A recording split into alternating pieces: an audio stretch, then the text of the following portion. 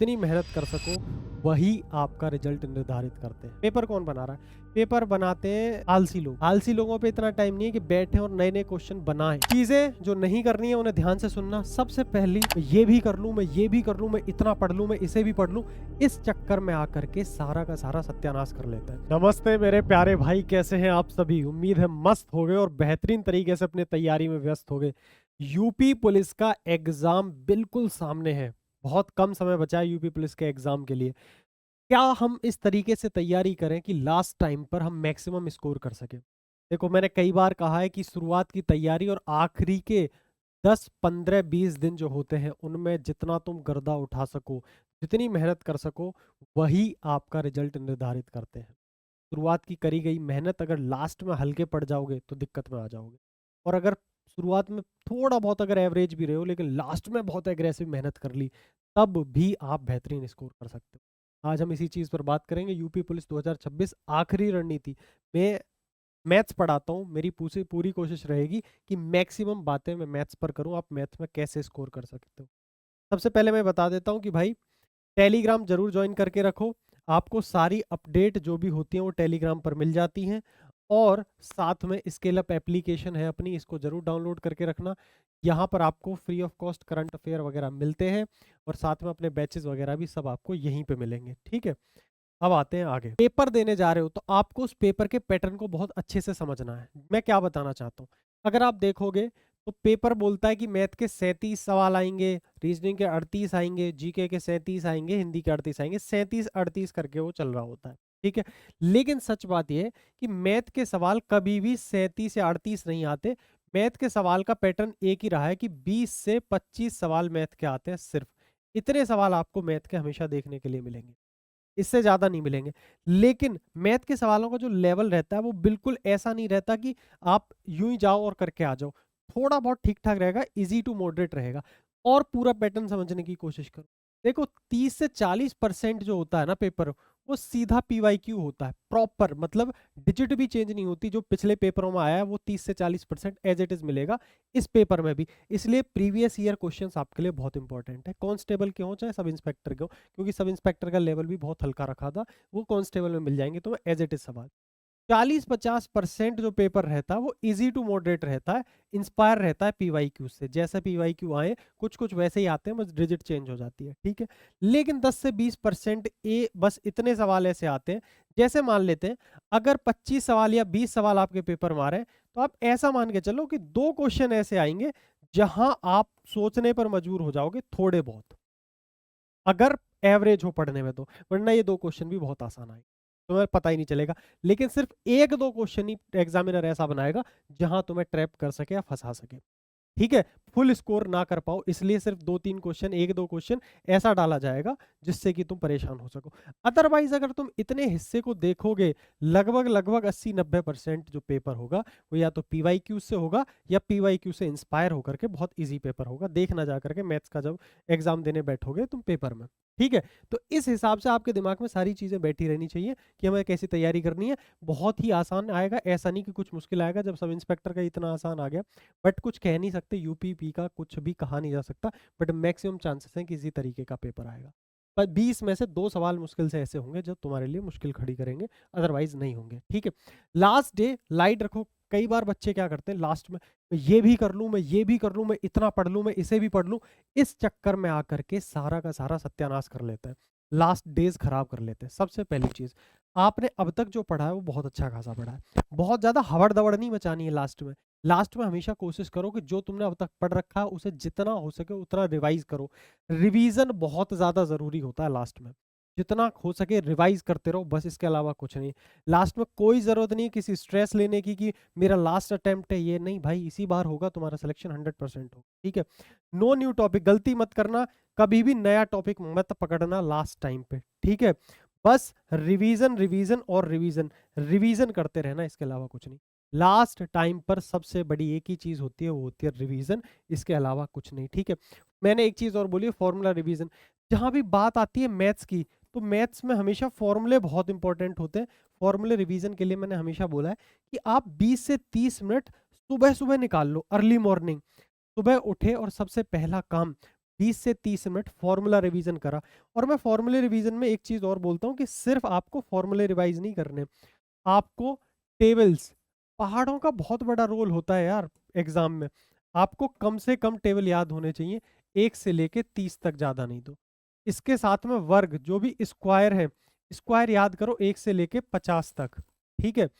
मैंने कई बार ट्रिक भी बता रखी है, अगर आपको नहीं पता तो मैंने हमेशा बोला है कि आप ज़्यादा कुछ नहीं, एक पेज को जरूर फॉलो करो, एक प्लेलिस्ट को। ये अपना चैनल है स्किल अप सिलेक्शन। जब आप इस पे जाओगे तो प्लेलिस्ट में आपको मिलेगा डेली डोज। देखो कहाँ पर है, ये रहा डेली डोज। डेली डोज में 23 लेसन पड़े हुए हैं, यानी 23 वीडियो। इसमें आपको स्क्वायर की ट्रिक भी मिल जाएगी। मैंने बहुत सारी कॉन्सेप्ट और ट्रिक्स इसमें पढ़ा रखे हैं। ये one of the best playlist है आपके लिए। इस प्लेलिस्ट में जितना भी कुछ बताया हुआ है उसे जरूर कर लेना। जैसे स्क्वायर रूट इन 2 सेकंड, लिटरली आप 2 सेकंड में स्क्वायर रूट भी निकाल सकते हो और 2 सेकंड में क्यूब निकाल सकते हो, स्क्वायर निकाल सकते हो। मैंने सब चीजें इसमें बता रखी हैं, 1 से लेकर 99 तक के स्क्वायर 2 सेकंड में। तो जाओ इन्हें देख लिया करो, ठीक है। लेकिन मैं फिर भी कहता हूँ कि आपको स्क्वायर 1 से 50 तक के स्क्वायर डायरेक्ट याद होने चाहिए, इसमें कोई भी प्रॉब्लम किसी को नहीं आनी चाहिए। तीसरी चीज, घन याद होने चाहिए, क्यूब भी याद रखो भैया, ज्यादा ना, 1 से लेके 25 तक के घन तो आप याद रखो, ठीक है। ये सारी चीजें वो है जो आप अपने टेबल के सामने चिपका के रखो। ये आपकी कैलकुलेशन में मदद करेंगी। मैथ के जितने भी फॉर्मूले हैं उन्हें एक जगह लिख करके सामने चिपका लो टेबल के। मैथ के फॉर्मूले हो गए, ये चीजें होगी, बार बार बोलता हूँ, इनका जरूर रिवीजन करो डेली। अर्ली मॉर्निंग सुबह उठे और सुबह सुबह उठते ही 20 से 30 मिनट में सारा रिवाइज कर दे। पूरे दिन फिर बाकी जो पढ़ना है वो पढ़ते रहो। आगे, मॉक एनालिसिस ज्यादा इंपॉर्टेंट है। कई बार बच्चे मैंने देखे मॉक टेस्ट देते हैं, उसका डीपली एनालिसिस नहीं। मॉक टेस्ट दो, लेकिन उसी मॉक टेस्ट को अच्छा समय देकर के एनालाइज करो और साथ में बनाओ अपनी एरर नोटबुक। जो भी आप मॉक टेस्ट दे रहे हो, ठीक है, सब चीज नोटिस करनी होती है। कहाँ आपका टाइम गया, सिली मिस्टेक आप किस जगह पर ज्यादा कर रहे हो, कौन सा टॉपिक वीक है, ये चीज एनालाइज करके एक जगह प्लान बनाया करो कि ये चीजें मेरे को पढ़नी है। और इन्हीं के बेस पर एक एरर नोटबुक बनाने के लिए मैं कहता हूँ, कई बार आप नोटिस करोगे कुछ टॉपिक ऐसे होंगे, चाहे कंपाउंड इंटरेस्ट का एक सिंगल टाइप का सवाल है, बार बार आप उसमें गलती कर रहे होगे, इसका मतलब वो आपका वीक टॉपिक है, ठीक है।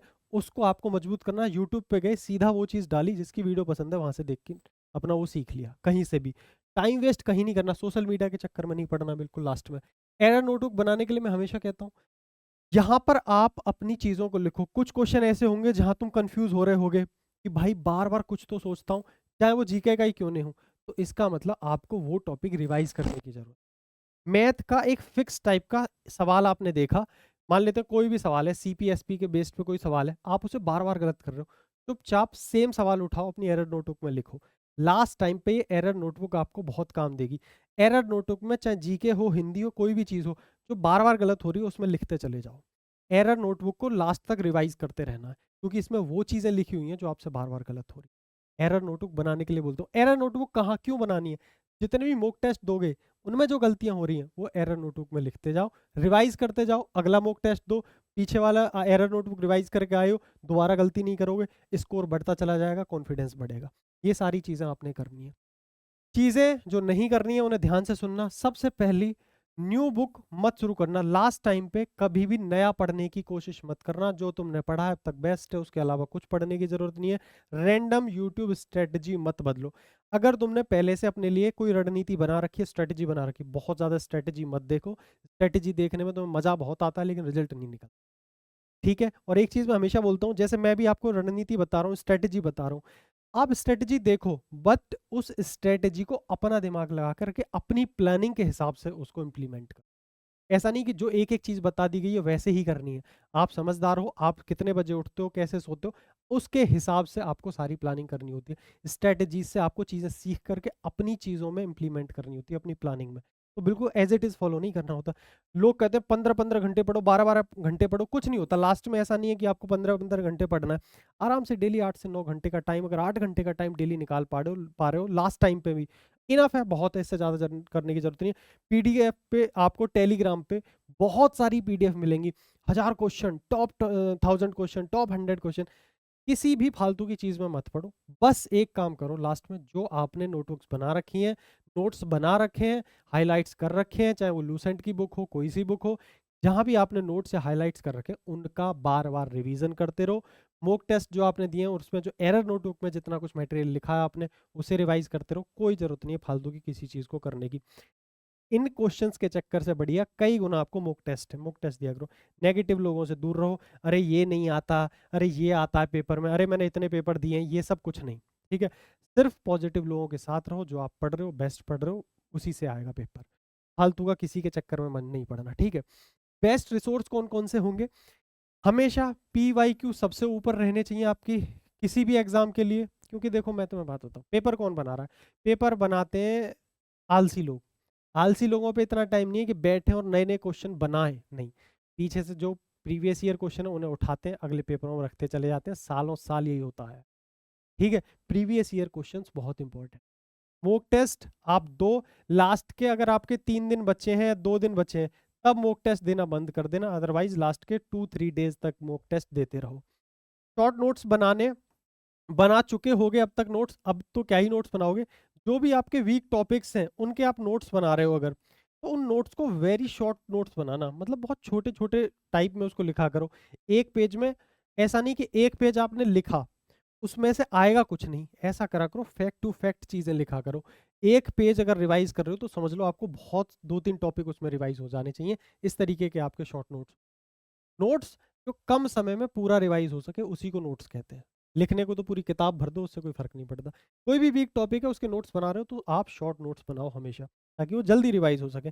एरर नोटबुक की बात कर चुका हूँ, बहुत इंपॉर्टेंट होती है, बच्चे बनाते नहीं है। एरर नोटबुक जरूर बनाओ। मॉक टेस्ट में जितनी गलतियां हो रही हैं सब आप एरर नोटबुक में लिखते चलो, लास्ट में रिवाइज करते रहना। ठीक है भाई, यूट्यूब पर सिर्फ रिवीजन मैराथन। देखो एक चीज आपको मैं यहाँ और बता रहा हूँ, इस वीडियो को यहाँ तक तुम देख रहे हो इसका मतलब तुम रियल एस्पिरेंट हो यूपी पुलिस के। अगर तुमने इस वीडियो के नीचे कमेंट में ये लिखा कि मैथ्स में हम फुल स्कोर करना चाहते हैं, या भैया प्रैक्टिस सेट लेकर के आओ, या फिर कमेंट में सीधा सीधा सा आपने अगर मैक्सिमम कमेंट कर दी टॉप 10 प्रैक्टिस सेट, तो भाई कल से ही आपके टॉप 10 प्रैक्टिस सेट स्टार्ट कर दूंगा। लेकिन अच्छी खासी कमेंट आएंगी तब, अदरवाइज नहीं। मैं एनर्जी लगाऊं और आप इंटरेस्ट ना लो तो मेरा कोई फायदा नहीं है। मेरा फायदा नुकसान गया साइड में। मैं क्यों एफर्ट्स लगाऊंगा अगर आप नहीं पढ़ना चाहोगे? आप पढ़ना चाहोगे तो ऐसे टॉप 10 प्रैक्टिस सेट्स करा दूंगा कि लास्ट टाइम पे आप कहोगे भैया मजा आ गया। कैसे बैठ करके एग्जाम में क्वेश्चन को अप्रोच करना है, क्या इसमें डिजिटल सम लग सकता है, क्या इसमें यूनिट डिजिट लग सकता है, क्या इसमें लास्ट 2 डिजिट लग सकता है, कौन सा TSP कॉन्सेप्ट लग सकता है, सारी चीजें मैं टॉप 10 प्रैक्टिस सेट में आपको मैथ्स को सॉल्व करना सिखा दूंगा पेपर में कैसे। ठीक है, अगर आप कमेंट करोगे तभी ये सब चीज़ें होंगी। ठीक है, चलो ये सारी चीज़ मैंने बता दी है, प्रैक्टिस सेट के बारे में बता दिया। मेरी कोशिश है कि कल से ही शुरू कर देंगे, अगर आप इंटरेस्ट लेते हो, कमेंट आती हैं बहुत सारी तो।